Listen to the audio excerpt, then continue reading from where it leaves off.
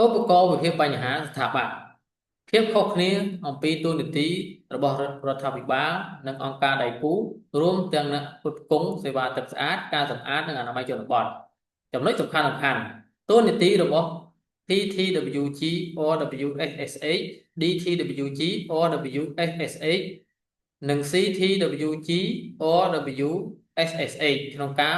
ផ្ដល់សេវាទឹកស្អាតការសម្អាតនិងអនាម័យជនបទគឺត្រូវជួយសម្របសម្រួលទៅដល់វិស័យឯកជនអ្នកផ្គត់ផ្គង់និងសហគមន៍នៅតាមទីប្រជុំជននិងជនបទទោះយ៉ាងណាក៏ដោយក្នុងគ្រប់ករណីទាំងអស់ទូនីតិរបស់រដ្ឋាភិបាលក៏គឺដូចជាអាជ្ញាធរដែលតែងតែជួយសម្របសម្រួលក្នុងការផ្ដល់សេវាម្ចាស់អាជីវកម្មនិយត្តករអ្វីដែលសំខាន់បំផុតនោះគឺប្រភេទនៃការផ្ដល់សេវាទាំងអស់មានទូនាទីនិងការទទួលខុសត្រូវរបស់ភាគីពាក់ព័ន្ធត្រូវបានកំណត់យ៉ាងច្បាស់ហើយអាចត្រូវបានគ្រប់គ្រងនិងអនុវត្តឲ្យបានត្រឹមត្រូវ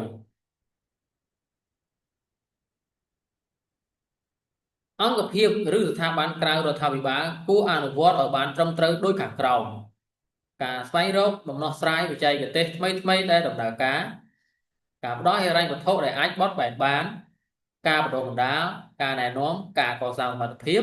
ការធ្វើតេស្តប្រភេទអាជីវកម្មថ្មីនិងការផ្ដល់ជំនួយបច្ចេកទេស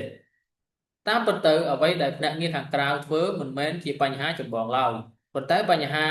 នោះគឺថាតើភ្នាក់ងារទាំងនោះធ្វើវាយ៉ាងម៉េចវាជាការស្វែងរកនិងផ្សារភ្ជាប់ជាមួយនឹងទិដ្ឋភាពធំជាងនេះដូច្នេះមិនថាទីភ្នាក់ងារខាងក្រៅកំពុងបង្កើតគំរូអាជីវកម្មថ្មី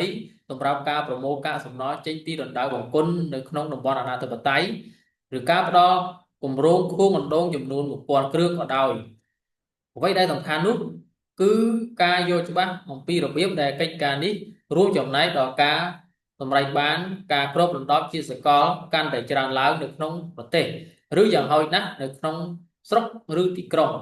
និងរបៀបដែលនវានុវត្តន៍អាចត្រូវបានចែករំលែកវាស់វែងបាននឹងការកំណត់ពីអ្វីដែលជាតម្រូវការដើម្បីធ្វើឲ្យសម្រេចបានការងារនេះ